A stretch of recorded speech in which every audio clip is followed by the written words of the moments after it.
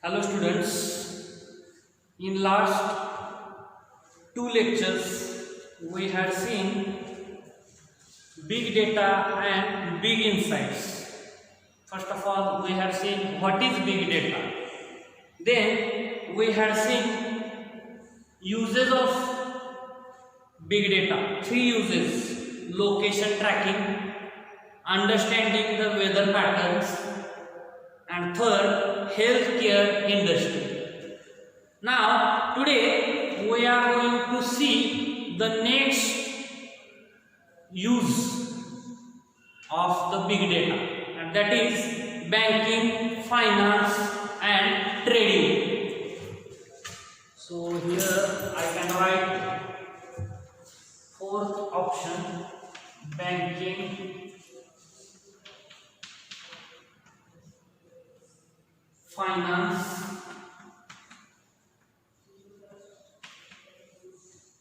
and trading.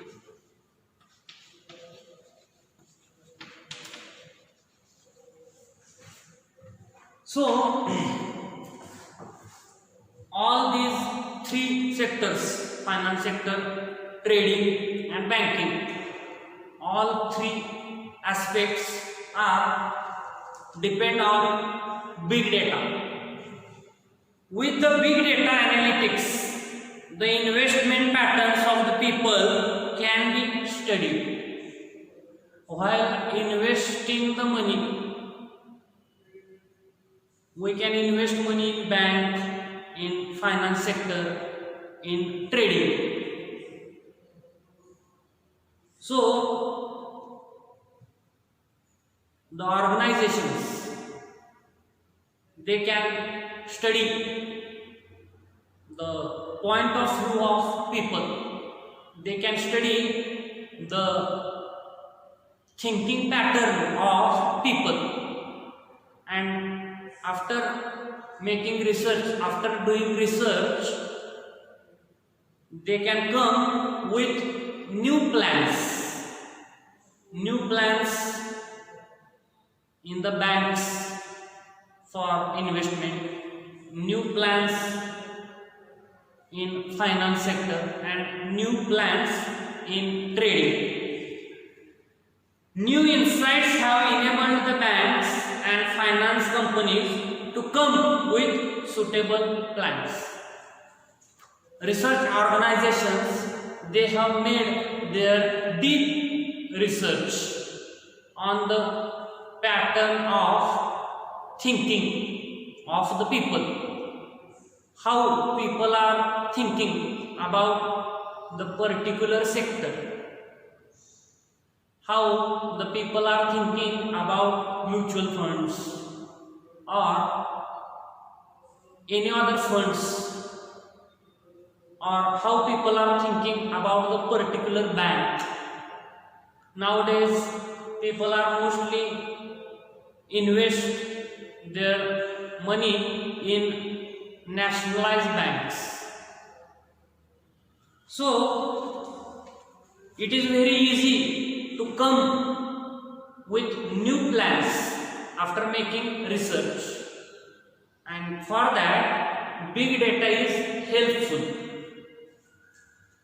Otherwise they cannot understand which way people are thinking, which sector people prefer for the investment.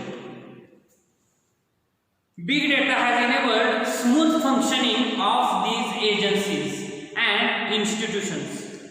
So there are banks, finance companies, there are so many agencies. So they have to study the mind of people, otherwise they cannot come out with the new plans. And if there are no new plans, then how can they attract the people? So here big data is a crucial point. Banking and finance sector is using big data to predict and prevent cyber crimes. In the last lecture, I have told you that the data is collected every day, for every hour, every minute. The data is collected. This is a ongoing process, never-ending process. It never stops. It is just going on process.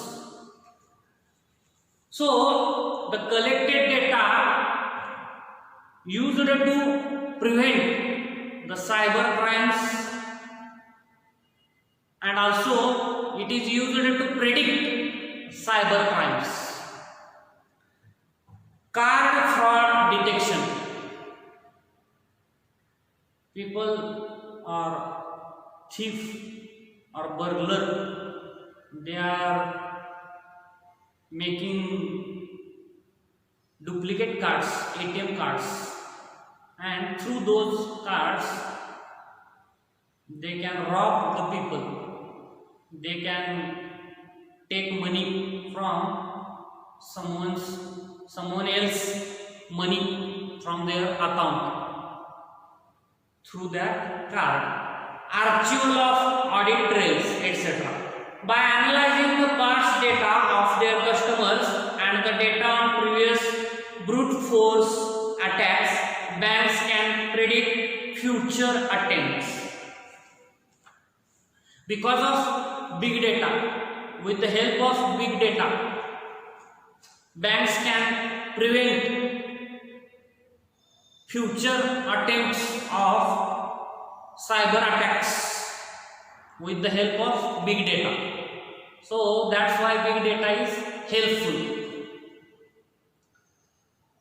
Big data not only helps in predicting cyber crimes, but it also helps in handling issues related to missed transactions and failures in net banking.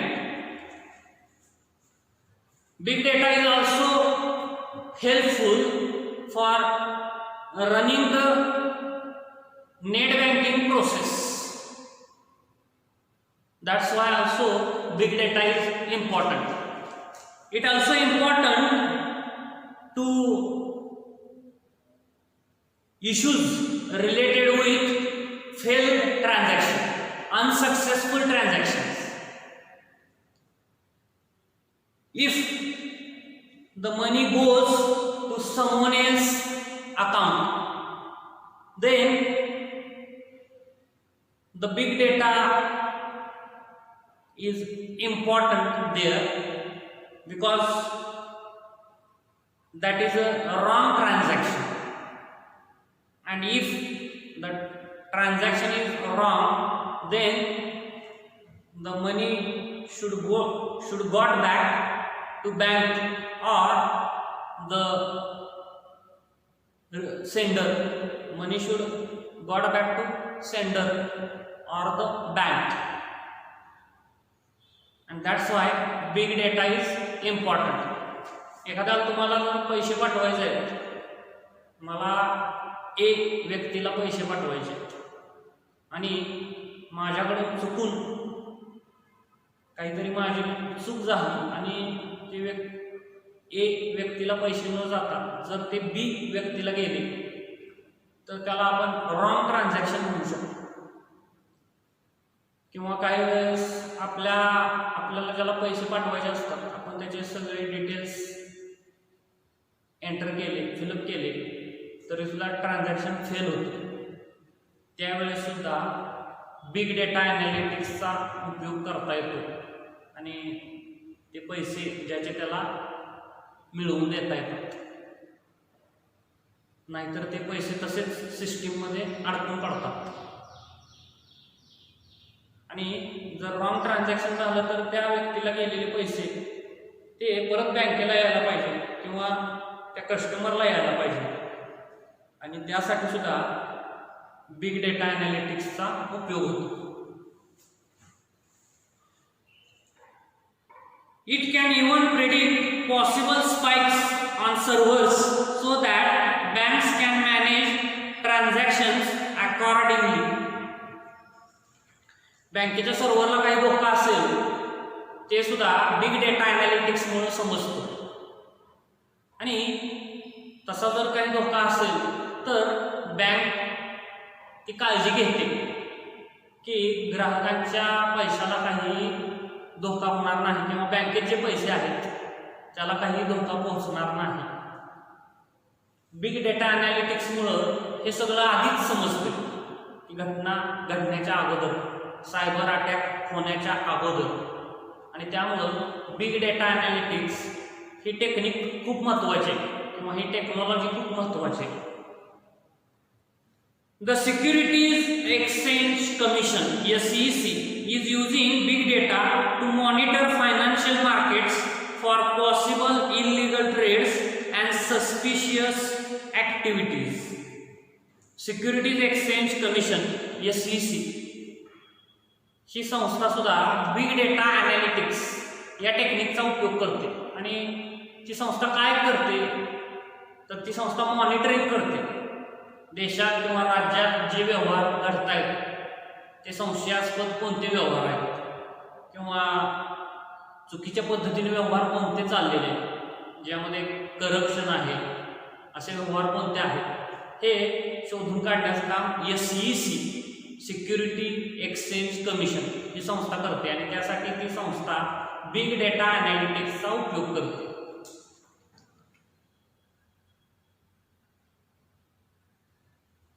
High frequency trading is an area where big data finds a lot of use today.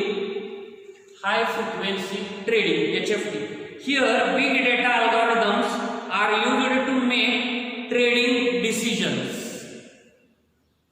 या HFT मध्ये आजकाल big data या टेक्निकचा खूप जास्त उपयोग होतोय.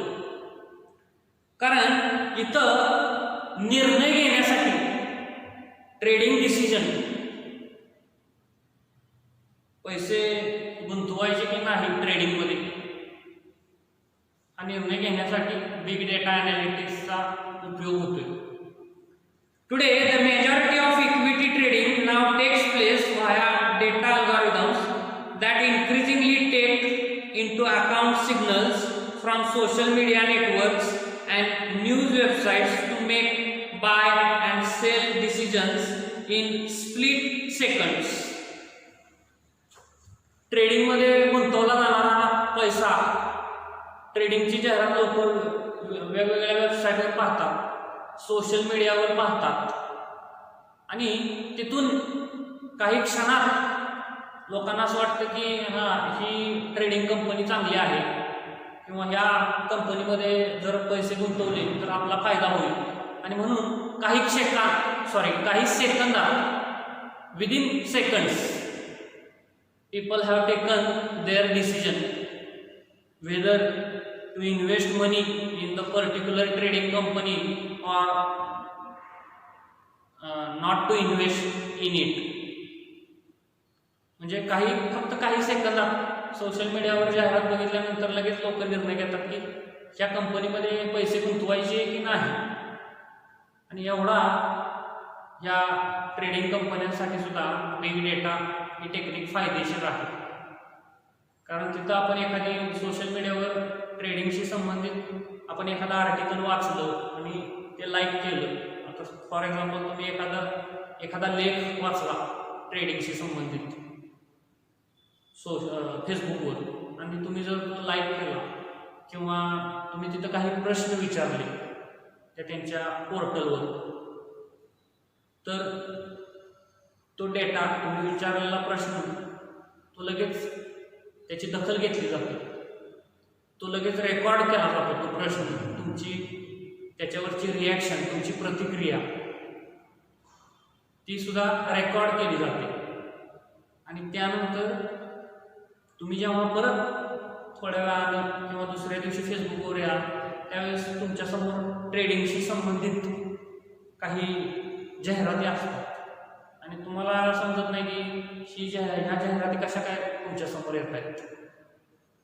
तर तुम्ही भूतकाळात कधीतरी त्याला रिस्पॉन्स दिलेला असतो आणि तो तुमचा रिस्पॉन्स म्हणजे तुमची रिॲक्शन ही रेकॉर्ड होऊन त्यानंतर तुमचा दृष्टिकोन कसा आहे, तुम्ही कितपत पैसे गुंतवण्याला प्राधान्य द्याल, किती धाडस कराल, हे सगळं तुमच्या कोणत्या ना कोणत्या कृतीतून, तुमच्या रिॲक्शनमधून, ॲक्शनमधून तिथं रेकॉर्ड होत असतं सोशल मीडियावर.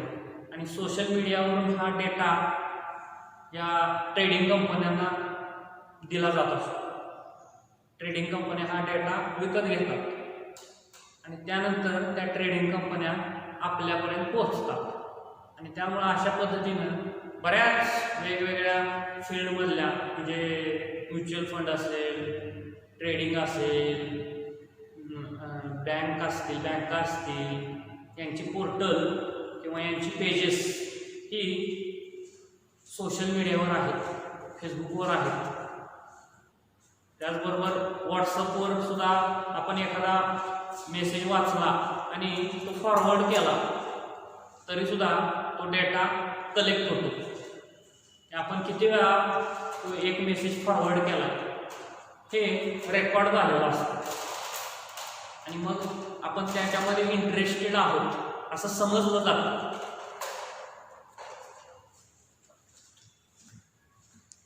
Sports. When watching a cricket match, we are shown so many permutations and combinations of statistical analysis. आपण जेव्हा एखादी क्रिकेटची मॅच पाहत असतो त्यावेळेस आपल्याला त्या स्क्रीनच्या एका कॉर्नरला, लेफ्ट कॉर्नरला, खालच्या बाजूला, स्क्रीनच्या खालच्या बाजूला लेफ्ट कॉर्नरला आपल्याला बरीचशी आकडेवारी दिसत असते.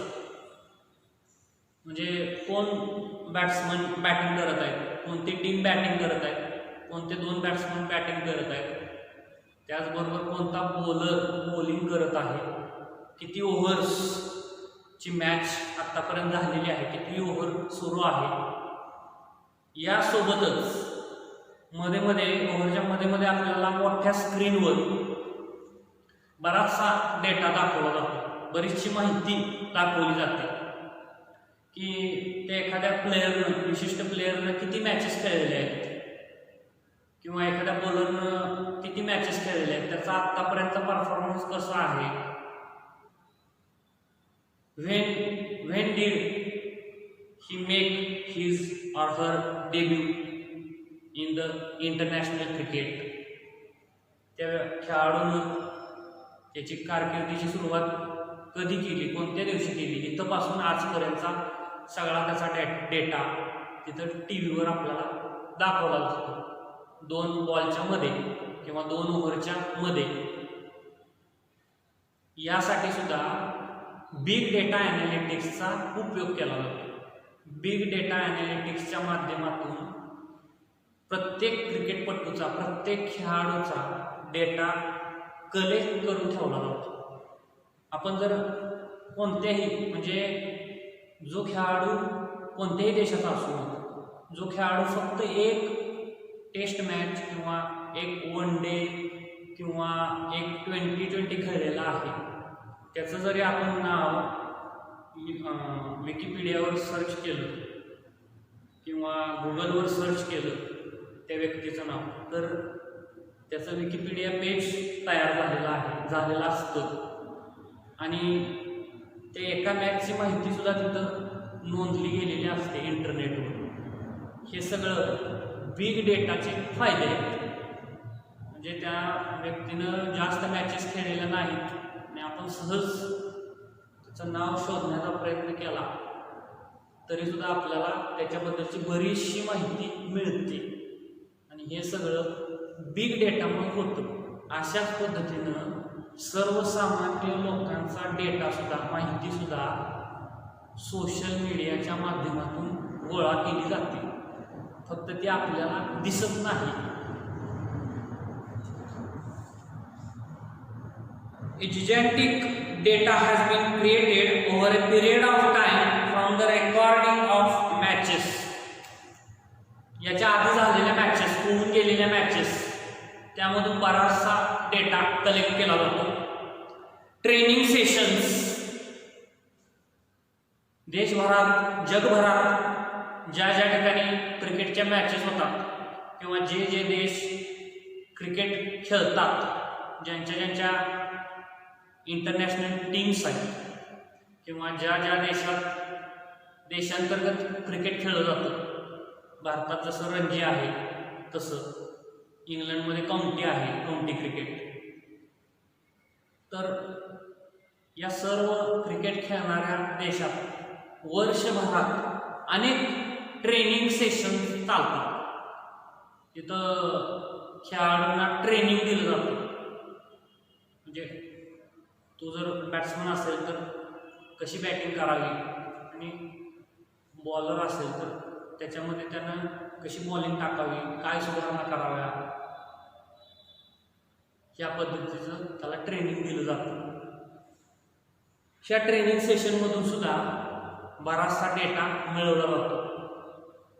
वर्कआउट्स म्हणजे जिममध्ये व्यायाम करणे, त्यामधून त्या खेळाडूची त्याची ताकद, त्याचा स्टॅमिना याच्याबद्दलची माहिती मिळवली जाते.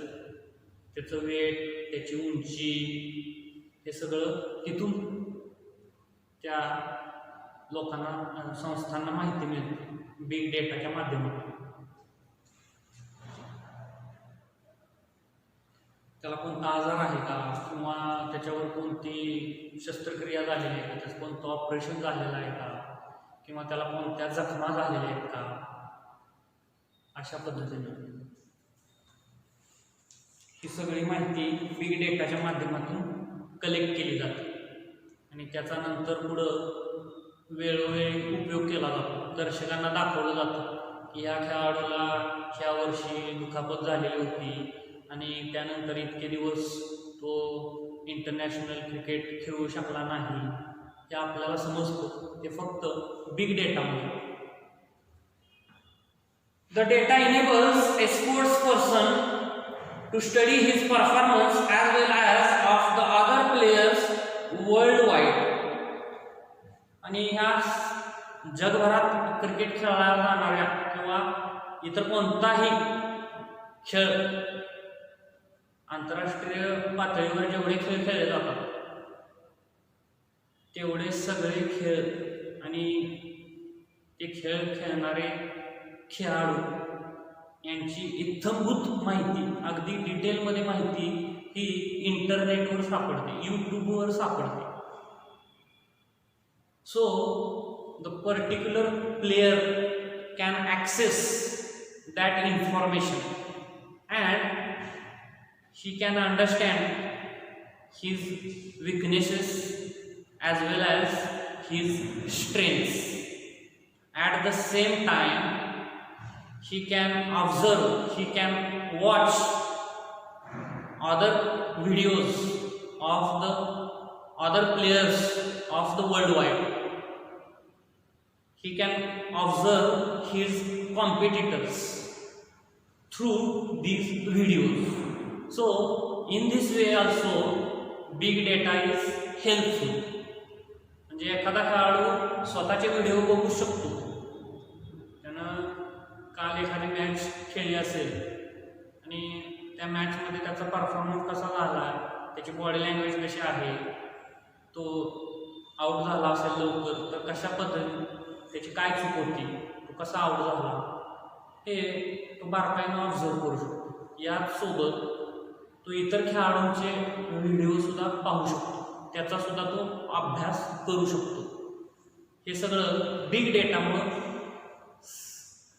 शक्य झालेलं आहे.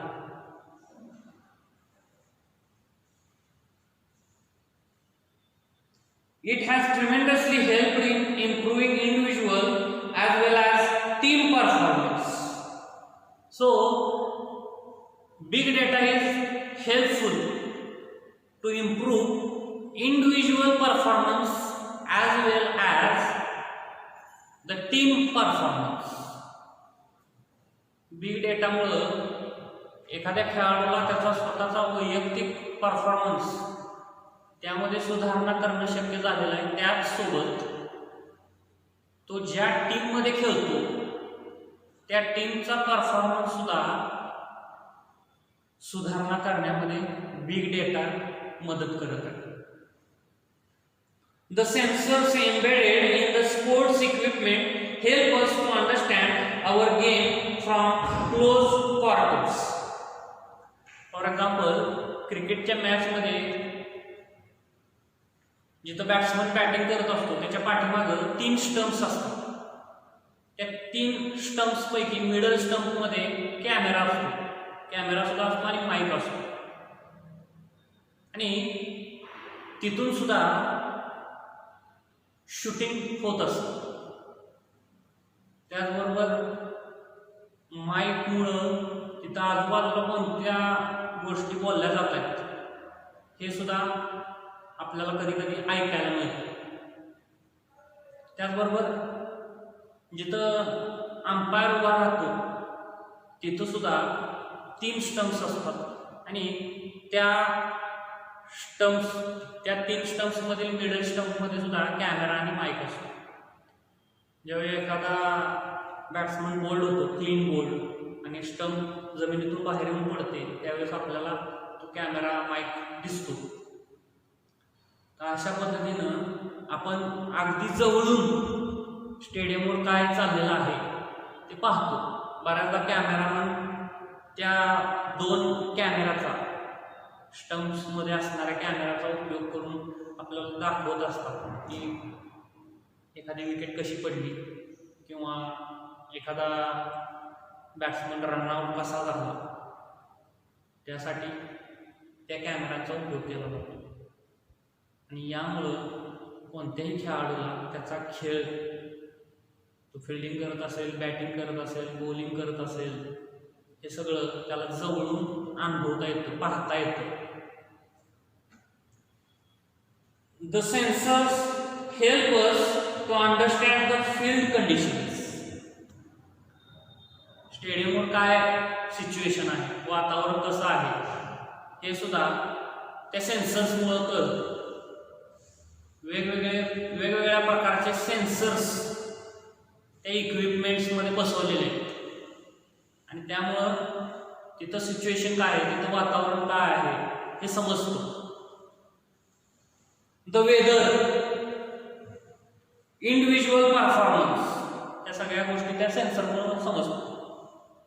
Video analytics help us to see each and every performance minutely. Video analytics म्हणजे आपण जेव्हा रिप्ले पाहतो किंवा हायलाइट्स पाहतो एखाद्या मॅचचे, मॅच संपल्यानंतर त्याच दिवशी संध्याकाळी किंवा दुसऱ्या दिवशी संध्याकाळी आपण हायलाइट्स पाहतो त्या मॅचचे, त्यावेळेस त्या व्हिडिओ अनालिटिक्स टेक्निकचा उपयोग केला जातो.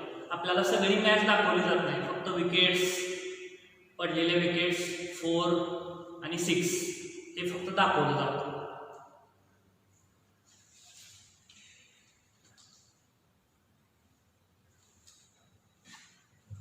मी तर लिहायचं विसरलो.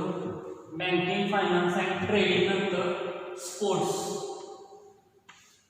सॉरी मी लिहायला विसरलो.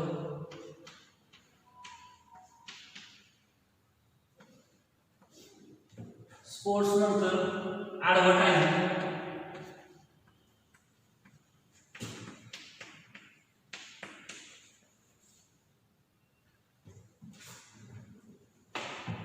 Advertisers are one of the biggest players in big data. Advertising agencies असतात, जाहिरात करणाऱ्या कंपन्या, ॲड एजन्सीज. ॲड एजन्सीजना या बिग डेटाचा खूप जास्त फायदा होतो. सर्वात जास्त फायदा या ॲडव्हर्टायझिंग एजन्सीजना होतो. बी it Facebook, Google, Twitter or any other online giant. आता ट्विटरवर जाहिराती नसतात, फक्त ट्वीट्स असतात, वेगवेगळ्या लोकांचे ट्वीट्स.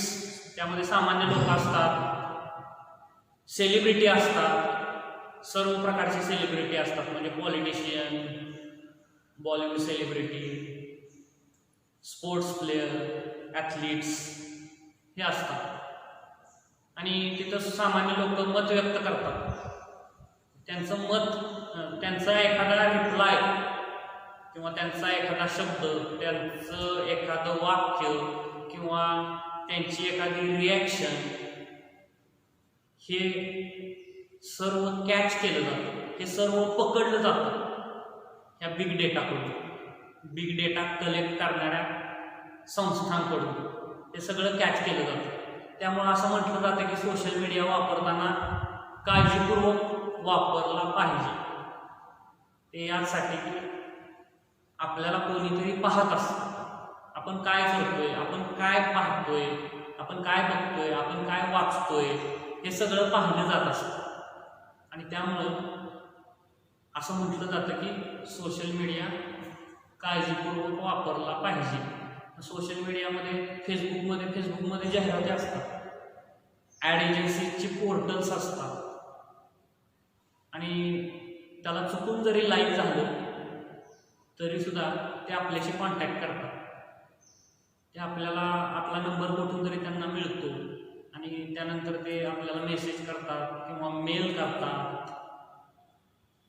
तर अशा पद्धतीनं ह्या ॲड एजन्सीज खूप मोठ्या प्रमाणात बिग डेटाचा फायदा घेतात. Be it Facebook, Google, Twitter or any other online giant, all keep a track of the user behavior and transactions. They are always observing our transactions. They are always observing our behavior. What we write, how should we use our words, language, which words used by us, which language used by us on social media.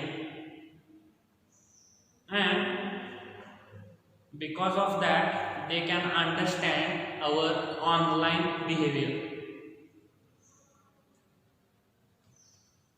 These internet giants provide a great deal of data about people to the advertisers. All these companies, Facebook, Google, Twitter and YouTube, they have provided data to the ad agencies.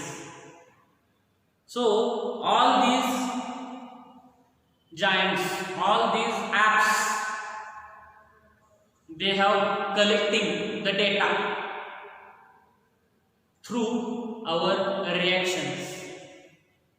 Sometimes we are posting the reaction of love, sometimes we are giving a reaction of ha ha ha, laughing reaction, sometimes we are angry about something, some post, some photos. So all our reactions they have taken as our opinion. So that they can run targeted campaigns. After collecting the data through our reactions, after collecting the data through our posts, through our comments, they have set a campaign for the particular person. म्हणजे मी एक विशिष्ट विचार social मीडियावर मांडत असेल किंवा ठराविक वस्तू त्याबद्दलच मी सोशल मीडियावर वाचत असेल, पाहत असेल किंवा व्हिडिओ सर्च करत असेल, तर हे सगळं मॉनिटर करून मला माझ्यासाठी एक कॅम्पेन सुरू केलं जातं. म्हणजे मी जे सर्च करतोय ते मला अगदी सहज कसं सापडेल, सतत माझ्यासमोर त्याच गोष्टी कशा येतील हे पाहिलं जातं. याला टार्गेटेड कॅम्पेन म्हणतात. म्हणजे टार्गेट सेट करायचं, तुमचं टार्गेट काय आहे, तुमच्या टार्गेटला काय आवडतं आणि त्याला ते सतत देत राहायचं. Take Facebook for example, here you can target people based on buying intent. फेसबुकवर सुद्धा बरेचसे लोक बाय आणि सेल हे फेसबुकवर सुद्धा सुरू झाले, खरेदी विक्री. बरेचसे लोक ते त्यांच्याकडच्या ज्या वस्तू विकायच्या आहेत त्या तिथं फोटो पोस्ट करतात आणि ॲड्रेस फोन नंबर तिथं देतात पोस्टमध्ये. त्या बरेचसे लोक त्यांना एखादी वस्तू विकत घ्यायची असेल तर त्याची पोस्ट टाकतात की मला हे विकत घ्यायचं आहे. Website visits. फेसबुक वापरत असताना आपण कोणकोणत्या वेबसाईट्सना भेट देतो त्याच्यातून डेटा कलेक्ट केला. इंटरेस्ट. आपला इंटरेस्ट कशामध्ये आहे आपण प्रोफाईलवर सांगितलेलं असतं. Swimming, playing games, watching movies, travelling हे आपले इंटरेस्ट. रीडिंग. त्यामधून आपल्याला त्या प्रकारचं मटेरियल म्हणजे आपल्या इंटरेस्टशी related they have provided the material related with our interest. Means if I am a good reader and I have posted it on Facebook on my profile, then they have sending some sites such as Pratilipi in Marathi. It is very famous. Reading free books or links of Google e-books, Google audio books, Amazon Kindle. This is also part of audio book. In this way they are giving something to us and it is totally related to our interest, and at that time we can't understand why should I receive such links. The reason is I have posted on my Facebook profile that I am interested in reading. Some people are posted which books they like to read. त्यांना कोणती पुस्तकं वाचायला आवडतात हे सुद्धा त्यांनी सांगितलेलं असतं. आणि त्यामुळं त्या लेखकाची इतर पुस्तकं त्याच्या लिंक सुद्धा काही वेळेस तिथं फेसबुकवर तुम्हाला दिसतात. Job roles. काही जण फेसबुकवर लिहितात right now I am working here but my goal is I want to become. मी आता सध्या इथं काम करत आहे परंतु मला पुढं भविष्यात ही पोझिशन पाहिजे. I want to achieve a position of manager in particular company. My goal is to become a manager of some company. आणि त्यामुळे त्या कंपनीमध्ये जर रिक्रुटमेंट सुरू झाली त्या पर्टिक्युलर कंपनीमध्ये, तुम्ही ज्या कंपनीचं नाव लिहिलेलं आहे त्या कंपनीमध्ये जर रिक्रुटमेंट सुरू झाली तर त्याची जाहिरात, त्याची लिंक तुमच्या फेसबुकच्या वॉलवर दिसते. Demographics and what not. Demographics म्हणजे statistical data relating to the given population and particular groups within it. म्हणजे एखाद्या विशिष्ट समूहाची लोकसंख्या किती आहे हे फेसबुकवर सुद्धा तिथं मेन्शन केलेलं असतं. म्हणजे एखाद्या ग्रुपमध्ये किती लोक आहेत अशा पद्धतीने. आणि यासोबत आणखी बरंच काही असतं या सोशल मीडियावर. All this data is collected by Facebook algorithms using big data analysis techniques. हा सर्व डेटा, ही सर्व माहिती फेसबुक अल्गोरिथम याचा उपयोग करून हा सर्व डेटा, ही सर्व माहिती फेसबुककडून कलेक्ट केली जाते आणि त्यासाठी बिग डेटा ॲनालिटिक्स या टेक्निकचा उपयोग केला जातो. The same goes for Google. When you target people based on clicks you will get different results, and when you create a campaign for leads then you will get different results. एखादी व्यक्ती गुगलवर काही search करत असेल आणि जर एखाद्या कंपनीनं एखाद्या विशिष्ट व्यक्तीबद्दल कॅम्पेन सुरू केलं की ती व्यक्ती काय क्लिक करते, कोणकोणत्या वेबसाईटवर क्लिक करते, कॅम्पेन बेस्ड ऑन क्लिक्स, म्हणजे तुम्ही क्लिक करताना किती काळजी घेतली पाहिजे बघा, हे यातून लक्षात येतं. म्हणजे आपण क्लिक करताना एखाद्या वेबसाईटवर क्लिक करताना आपण किती काळजी घेतली पाहिजे, आपण ज्या वेबसाईटवर क्लिक केलं त्याच्याशी रिलेटेड अनेक गोष्टी आपल्याला मग पाहायला मिळतात. मग आपल्याला त्याची गरज असो किंवा नसो, आणि त्यानंतर मग आपल्याला वेगवेगळी म्हणजे ज्याची गरज नाही अशी सुद्धा माहिती आपल्याला बघायला मिळते आणि त्यामध्ये आपला वेळ जातो. All this is made possible using big data. आणि हे सगळं कशामुळे शक्य झालेलं आहे, तर फक्त आणि फक्त बिग डेटा ॲनालिसिस या टेक्निकमुळे. तर आता आपण थांबूया इथं. I can stop here. Today we have seen 3 sub points of big data: banking, finance and trading. They are not sub points, they are uses of big data. So they are banking, finance and trading, then sports, and the last advertising. So I stop here. In the next lecture we have to see remaining 2 points of the uses of big data. Thank you for watching.